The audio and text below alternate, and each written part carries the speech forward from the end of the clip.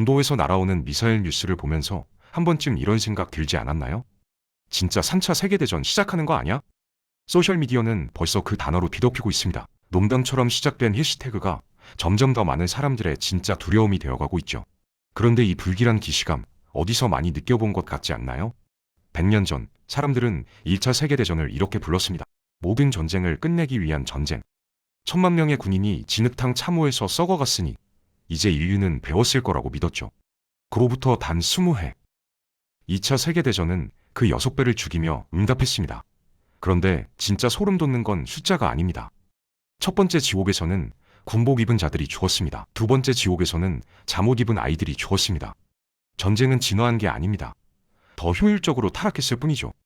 참호에서 거실로, 군인에서 민간인으로, 그리고 지금 우리는 또 한 번 그 선 위에 서 있습니다. 만약 3차 세계대전이 온다면 그 선은 또 어디로 넘어갈까요?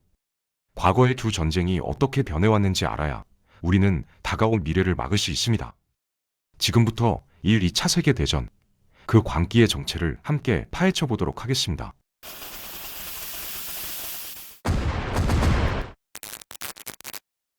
전쟁을 가장 오래 겪은 자만이 평화를 진심으로 기도한다. 더그너스 메가더의 이 문장은 단순한 명언이 아닙니다. 두 번의 세계대전을 모두 전장에서 겪어낸 군인의 유언에 가깝죠.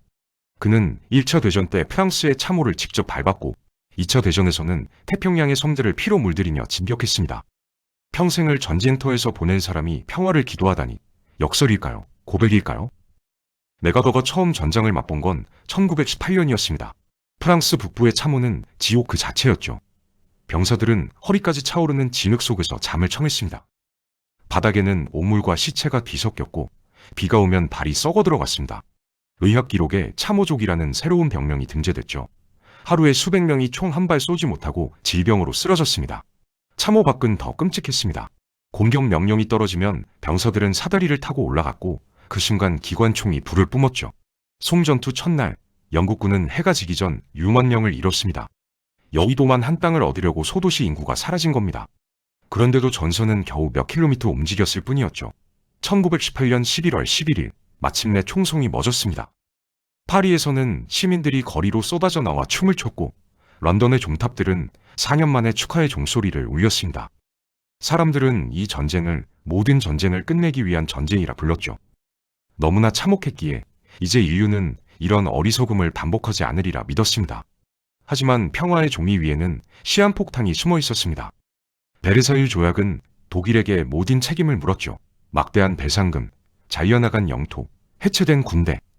독일인들은 이 조약을 등에 꽂힌 단도라 불렀습니다. 경제는 파탄났고 화폐는 휴지가 됐으며 분노가 거리를 가득 메웠습니다. 이 굴욕감의 토양 위에서 어둠의 씨앗이 자라고 있었죠. 1차 대전은 군인의 지옥이었습니다. 그 지옥의 불길은 참호 안에 머물러 있었죠. 포탄은 전선 위로 떨어졌지 거실 창문으로 날아들지는 않았습니다. 그러나 다음 전쟁은 그 선을 넘어버립니다. 어떻게 이런 일이 가능했을까요? 그 대답은 전쟁의 공간 자체가 달라진 데서 시작됩니다. 모든 전쟁을 끝내기 위한 전쟁. 이 거창한 슬로건이 얼마나 처절한 농담이 됐는지 숫자가 증명합니다. 1차 대전에서 약 1000만 명의 군인이 전사했습니다. 부상자까지 합치면 그 세대가 넘었죠. 당시 유럽 주요 국가들의 청년 세대가 통째로 참호 속에 묻혔습니다. 프랑스는 도먼 병력의 4분의 1을 잃었고 독일도 비슷했습니다. 한 세대의 젊은이들이 증발해버린 겁니다. 그런데 이 숫자를 기억해 두십시오. 2차 대전의 사망자는 그 6배를 넘어섭니다. 군인과 민간인을 합쳐 최소 7천만 명, 어떤 추산은 8천만까지도 봅니다. 서울 인구의 7배가 넘는 사람들이 단 6년 만에 사라졌습니다. 1차 대전이 지옥이었다면 2차 대전은 지옥의 확장판이었던 거죠. 하지만 더 섬뜩한 건 사망자의 구성입니다. 1차 대전에서 민간인 사망자는 전체의 약 10% 안팎이었습니다. 10명이 죽으면 9명은 군복을 입고 있었다는 뜻이죠. 전쟁은 잔혹했지만 적어도 전선이라는 개념이 존재했습니다. 군인은 죽고 민간인은 산다는 최소한의 구분이 있었습니다. 2차 대전은 이 구분을 박살냈습니다. 민간인 사망자가 전체의 절반을 훌쩍 넘었죠. 어떤 국가에서는 군인보다 민간인이 더 많이 죽었습니다. 소련은 군인 900만에 민간인 1,800만을 잃었습니다. 폴란드는 더 극단적이었죠. 전체 인구의 17%가 사라졌는데 그중 대다수가 민간인이었습니다. 전쟁터가 전선에서 마을로, 도시로, 집 안까지 밀려들어온 겁니다. 왜 이런 변화가 일어났을까요? 첫 번째 이유는 기술입니다. 1차 대전의 비행기는 정찰용 장난감에 가까웠습니다. 조종사들끼리 권총을 쏘며 싸웠죠. 폭탄을 손으로 던지던 시절이었습니다. 하지만 스무해 사이에 항공기는 괴물로 진화했습니다. 수백 대의 폭격기가 편대를 이루어 도시 위로 날아갔고 한 번의 공습으로 도시 하나를 잿더미로 만들 수 있게 됐죠. 두 번째 이유는 이념입니다. 1차 대전은 제국들의 영토 다툼이었습니다. 승패가 갈리면 땅을 나누고 끝이었죠. 하지만 2차 대전은 달랐습니다. 나치즘, 파시즘, 군국주의. 이들에게 전쟁은 영토 획득이 아니라 인종 청소였습니다. 적국의 군대를 물리치는 게 아니라 적국의 인구 자체를 제거해야 했죠. 민간인은 더 이상 전쟁의 부수적 피해가 아니었습니다. 표적이 됐습니다. 모든 전쟁을 끝내기 위한 전쟁은 결국 아무것도 끝내지 못했습니다. 오히려 더 큰 전쟁을 위한 준비 기간에 불과했죠. 참호 속에서 죽어간 1,000만 명의 희생은 평화를 사지 못했습니다. 그들의 죽음 위에서 분노가 자랐고 복수가 싹텄으며 더 정교한 살상 기술이 개발됐습니다. 1차 대전이 끝난 건 1918년이 아니었습니다. 단지 휴식 시간이었을 뿐 진짜 끝은 1945년에야 찾아왔죠. 두 전쟁 사이의 20해, 그 기간 동안 전쟁의 문법 자체가 바뀌었습니다. 참호에서 기다리던 전쟁이 어떻게 도시를 덮치는 전쟁으로 변했는지, 그 변화의 핵심은 공간의 개념이 완전히 달라진 데 있습니다. 1차 대전의 전장을 한 단어로 요약하면 정체입니다. 서부전선의 참호는 스위스 국경에서 북해까지 약 700km에 걸쳐 뻗어 있었죠. 서울에서 부산을 왕복하고도 남는 거리입니다. 그런데 4년 동안 이 전선은 거의 움직이지 않았습니다. 수백만 명이 죽어가면서도 지도 위의 선은 그대로였죠. 왜 그랬을까요? 공격 기술과 방어 기술의 불균형 때문이었습니다. 기관총 한 정이 참호 위로 올라오는 병사 수십 명을 쓸어버렸죠. 철조망은 돌격을 막았고 대포는 전진하는 모든 것을 갈아버렸습니다. 공격하는 쪽은 늘 방어하는 쪽보다 더 많이 죽었습니다. 그래서 양측 모두 땅을 파고 들어갔죠. 두더지처럼요. 2차 대전은 완전히 다른 전쟁이었습니다. 1940년 5월 독일군은 프랑스를 침공했습니다. 결과가 어땠을까요? 단 6주 만에 파리가 함락됐습니다. 2차 대전 때 4년을 싸워도 뚫지 못한 그 프랑스가 한 달 반 만에 무릎을 꿇은 겁니다. 전격전이라 불린 이 전술의 핵심은 속도였습니다. 탱크가 철조망을 밀어붙였고 급강화 폭격기가 방어선을 부셨습니다. 보병은 트럭을 타고 뒤따랐죠. 참호를 파고 버티는 게 아니라 약한 곳을 찾아 뚫고 지나가는 전쟁이었습니다. 1차 대전에서 한 뼘 전진하는데 수만 명이 필요했다면 2차 대전에서는 하루에 수십 킬로미터를 진격했습니다. 전선이라는 개념 자체가 무의미해졌죠. 문제는 이 속도가 민간인에게 재앙이 됐다는 겁니다. 1차 대전의 참호전에서 민간인은 비교적 안전했습니다. 전선이 고정되어 있으니 피난할 시간이 있었죠. 하지만 전격전은 달랐습니다. 어제 안전하던 마을이 오늘 전장이 됐습니다. 도망칠 틈도 없이 탱크가 골목을 밀고 들어왔죠. 여기에 항공기가 결정타를 날렸습니다. 1차 대전의 폭격기는 조종사가 손으로 폭탄을 떨어뜨리는 수준이었죠. 하지만 2차 대전의 폭격기는 수천 킬로미터를 날아가 도시 전체를 불태울 수 있었습니다. 런던 대공습, 드레스덴 폭격, 도쿄 대공습. 전선에서 수백 킬로미터 떨어진 민간인들이 하늘에서 쏟아지는 불벼락에 죽어갔습니다. 공간의 실종. 이것이 두 전쟁의 가장 큰 차이였습니다. 1차 대전에는 전선이 있었고 그 뒤에는 후방이 있었습니다. 군인은 전선에서 싸우고 민간인은 후방에서 기다렸죠. 하지만 2차 대전은 이 구분을 지워버렸습니다. 탱크는 전선을 무시했고 폭격기는 후방을 불태웠습니다. 어디에도 안전한 곳은 없었죠. 전쟁터가 확장된 게 아닙니다. 전쟁터가 세상 전체가 된 겁니다. 그리고 이 새로운 전쟁터에서 군인들이 먼저 어떤 지옥을 경험했는지 그 이야기로 들어가 보겠습니다.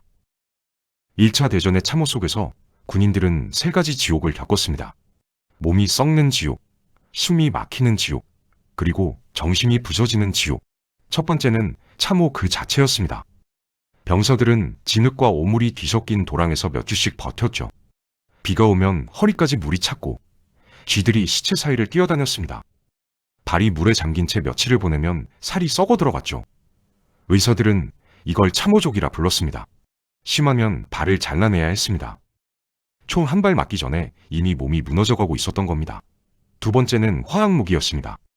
1915년 독일군이 처음으로 염소가스를 살포했을 때 병사들은 노란 구름이 뭔지도 몰랐습니다. 숨을 들이쉴 순간 폐가 타들어갔죠. 눈이 멀고 피부가 벗겨지고 허파에 물이 찼습니다. 살아남은 자들도 평생 기침을 멈출 수 없었습니다. 겨자가스는 더 잔혹했죠. 피부에 닿으면 수포가 생기고 옷을 뚫고 스며들어 몸 전체를 화상 입혔습니다. 세 번째가 가장 깊은 상처였습니다. 포탄이 쏟아지는 참호에서 며칠을 버틴 병사들은 이상한 증상을 보이기 시작했죠. 손이 떨리고 말을 더듬고 작은 소리에도 비명을 질렀습니다.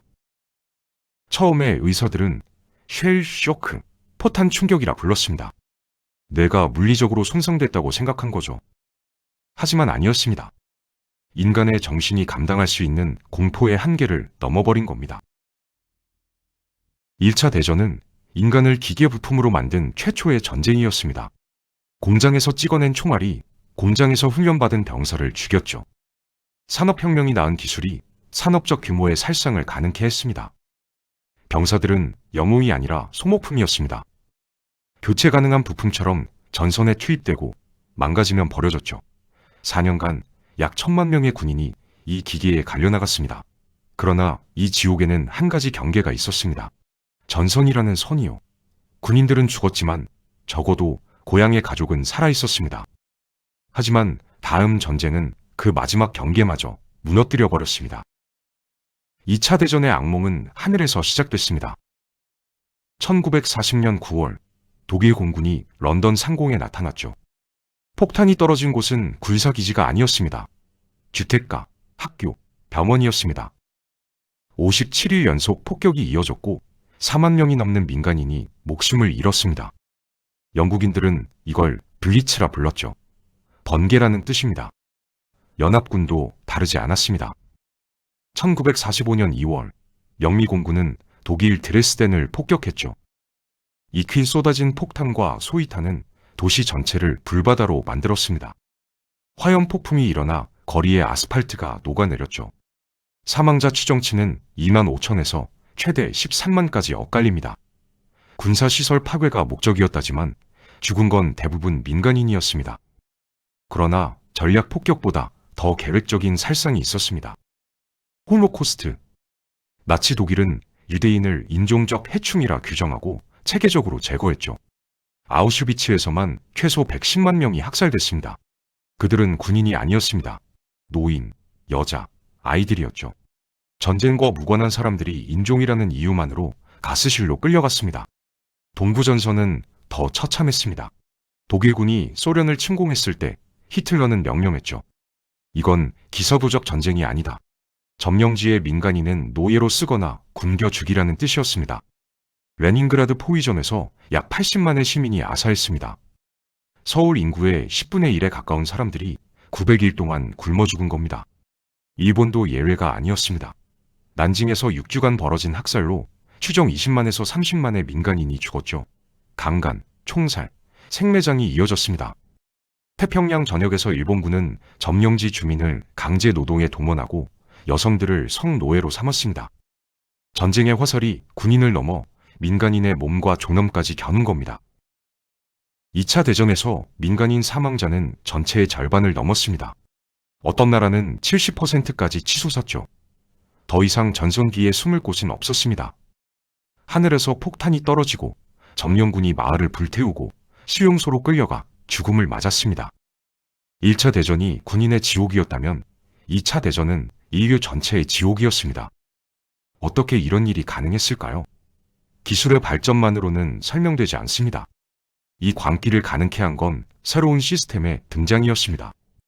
1차 대전의 살상은 혼란 속에서 벌어졌습니다. 지휘관들은 낡은 전술로 새로운 무기에 맞섰죠. 그래서 학살이 일어났습니다. 계획된 게 아니라 어쩌다 보니 수백만이 죽은 겁니다. 참혹했지만 일종의 실수에 가까웠습니다. 2차 대전은 달랐습니다. 살상이 계획되고 계산되고 효율화됐죠. 나치의 홀로코스트가 대표적입니다. 유대인 학살은 광기 어린 폭도들이 저지른 게 아니었습니다. 관료들이 서류를 작성하고 기술자들이 시설을 설계하고 열차 운행표를 짜서 사람들을 수용소로 운송했죠. 시체를 태우는 화장로는 하루 처리 용량을 기준으로 제작됐습니다. 죽음이 산업화된 겁니다. 아우슈비츠의 츠클론 B 가스는 원래 해충 박멸용 살충제였습니다. 누군가는 이걸 사람에게 쓰면 효율적이겠다고 계산했죠. 회의가 열리고 예산이 책정되고 조달 계약이 체결됐습니다. 학살에 관료제의 절차가 적용된 겁니다. 서명 한 번으로 수천 명의 목숨이 결제됐죠. 직접 손에 피를 묻히지 않아도 사람을 죽일 수 있는 시대가 열린 겁니다. 일본의 731 부대도 마찬가지였습니다. 생체 실험이라는 이름 아래 민간인과 포로들이 해부당했죠. 세균전 무기 개발을 위해 인간을 실험 재료로 썼습니다. 의사들이, 과학자들이, 교육받은 엘리트들이 이 실험에 참여했습니다. 그들은 광인이 아니었습니다. 국가가 시킨 일을 했을 뿐이었죠. 전략 폭격도 같은 논리였습니다. 도시를 폭격하면 공장이 멈추고 노동자가 죽고 전쟁 수행 능력이 떨어진다. 그러니 민간인 거주지를 태워도 괜찮다. 이 차가운 계산법이 드레스덴을, 도쿄를, 히로시마를 잿더미로 만들었죠. 폭격기 조종사들은 수천 미터 상공에서 버튼만 눌렀습니다. 자신이 죽이는 사람들의 얼굴을 볼 필요가 없었죠. 이게 핵심입니다. 기술이 발전하면 살상의 효율은 올라가고 죄책감은 내려갑니다. 칼로 사람을 베려면 눈을 마주쳐야 하죠. 하지만 서류에 서명하거나 버튼을 누르는 건 다릅니다. 모의적 거리가 도덕적 거리를 만들어버린 겁니다. 2차 대전은 이 시스템을 완성시켰습니다. 평범한 사람들이 책상에 앉아 대량 학살에 참여할 수 있게 된 거죠. 악의 평범성. 철학자 한나 아렌트가 전범 아이히만을 보고 한 말입니다. 그는 괴물이 아니었습니다. 명령을 따랐을 뿐인 관료였죠. 바로 그게 더 무서운 겁니다. 시스템이 인간을 부품으로 만들면 부품은 양심 없이 작동하니까요. 1차 대전은 기술이 인간을 압도한 전쟁이었습니다. 2차 대전은 시스템이 도덕을 삼켜버린 전쟁이었죠. 그리고 이 시스템은 전쟁이 끝난 뒤에도 사라지지 않았습니다. 형태만 바꿔서 오늘날까지 이어지고 있습니다. 2022년 2월 러시아가 우크라이나를 침공했습니다. 많은 전문가들은 며칠 안에 키이우가 함락될 거라 예상했죠. 전격전에 재현을 기대한 겁니다. 하지만 일어난 일은 달랐습니다. 러시아군의 진격은 멈췄고 전선은 교착됐습니다. 그리고 참호가 다시 등장했죠. 동부전선의 사진들을 보면 100년 전 1차 대전이 떠오릅니다. 병사들은 진흙 속에서 철조망 뒤를 지키고 있죠. 드론이 떠다니는 하늘 아래서 삽으로 땅을 파고 있습니다. 바흐무트 전투에서 양측은 몇 달 동안 몇 킬로미터의 땅을 두고 싸웠죠. 전술은 21세기인데 전장의 풍경은 1916년입니다. 차이점은 기술의 융합입니다. 1차 대전의 참호전과 2차 대전의 공중폭격이 동시에 벌어지고 있죠. 드론이 참호 위를 날아다니며 수류탄을 떨어뜨립니다. 병사 한 명 한 명이 하늘의 눈에 노출되어 있죠. 숨을 곳이 없습니다. 참호는 보호막이 아니라 표적이 됐습니다. 민간인의 상황은 더 심각합니다. 러시아의 미사일은 발전소와 아파트를 가리지 않고 떨어지죠. 마리우폴의 산부인과 병원이 폭격당했고 부차에서는 민간인 학살이 발생했습니다. 2차 대전의 논리가 그대로 반복되고 있습니다. 민간인 시설을 파괴하면 저항 의지가 꺾인다는 그 계산법 말입니다. 새로운 건 AI와 자율무기입니다. 드론은 점점 더 스스로 표적을 찾아 공격하는 방향으로 진화하고 있죠. 인간이 방아쇠를 당기지 않아도 되는 시대가 오고 있습니다. 무의적 거리가 만든 도덕적 거리는 이제 기술적 거리로 확장되고 있죠. 버튼을 누를 필요조차 없어지는 겁니다. 시스템적 광기의 완성형이 눈앞에 와 있습니다. 전쟁은 사라진 게 아닙니다. 진화했을 뿐이죠. 1차 대전의 참호와 2차 대전의 폭격, 그리고 21세기의 드론이 한 전장에서 뒤섞여 있습니다. 역사는 반복된다고 하죠. 하지만 정확히 말하면 반복이 아닙니다. 누적입니다. 과거의 모든 잔혹함이 쌓여서 더 정교한 형태로 돌아오는 겁니다. 우크라이나에서 벌어지는 일은 먼 나라 이야기가 아닙니다. 한반도 역시 휴전선이라는 참호로 나뉜 땅이죠. 세계에서 가장 중무장한 국경선 바로 아래에서 우리는 살고 있습니다. 80년 전의 유산이 여전히 우리 발밑에 묻혀 있는 겁니다. 다시 메가더의 말로 돌아갑니다. 전쟁을 가장 오래 겪은 자만이 평화를 지으심으로 기도한다. 이제 우리는 그가 왜 이 말을 남겼는지 압니다. 그는 2번의 세계대전을 모두 목격했죠.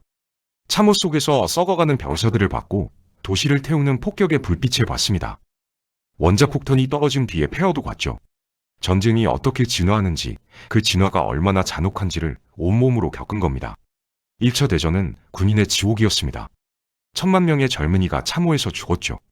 하지만 적어도 전선이 있었고 후방이 있었습니다. 2차 대전은 그 선을 지워버렸습니다. 민간인이 표적이 됐고 도시가 불탔고 학살이 산업화됐죠. 7천만 명이 죽었습니다. 그리고 21세기 전쟁은 또다시 형태를 바꾸고 있습니다. 핵심은 이겁니다.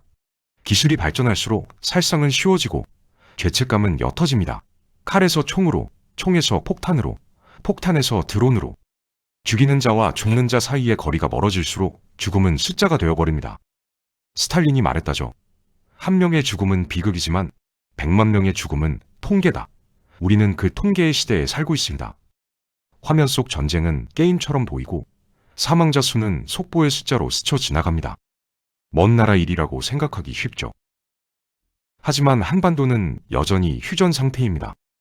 정전협정이 체결된 지 70년이 넘었지만 전쟁이 끝난 건 아닙니다. 세계에서 가장 중무장한 경계선이 우리 땅을 가로지르고 있습니다. 메가더는 묻고 있습니다. 당신은 평화를 기도하고 있느냐고. 이건 종교적 질문이 아닙니다. 전쟁의 참상을 아는 자만이 평화의 가치를 안다는 뜻이죠. 우리는 알고 있을까요? 참호 속에서 썩어간 병사들의 고통을, 폭격에 불타버린 아이들의 비명을, 수용소로 끌려간 가족들의 절규를요. 역사는 경고합니다. 다음 전쟁은 비교할 대상조차 없을 거라고. 핵무기가, AI가, 자율살상 무기가 우리를 기다리고 있습니다. 1차 대전이 2차 대전을 낳았듯이 다음 전쟁은 이전의 모든 것을 누적한 형태로 올 겁니다. 그때도 우리는 모든 전쟁을 끝내기 위한 전쟁이라고 부를 수 있을까요? 평화는 기도만으로 오지 않습니다. 알아야 하고, 기억해야 하고, 선택해야 합니다. 2번의 세계대전이 남긴 가장 큰 교훈은 이겁니다. 전쟁은 시작하기는 쉽지만 끝내기는 거의 불가능하다는 것. 그리고 그 대가는 언제나 예상보다 크다는 것. 당신은 평화를 기도하고 있습니까? 아니, 그보다 먼저 물어야 할 질문이 있습니다. 당신은 전쟁이 무엇인지 알고 있습니까? 오늘 영상이 유익하고 재밌으셨다면 구독과 좋아요 부탁드리겠습니다. 영상 제작에 큰 힘이 됩니다. 다음 영상에서 뵙겠습니다.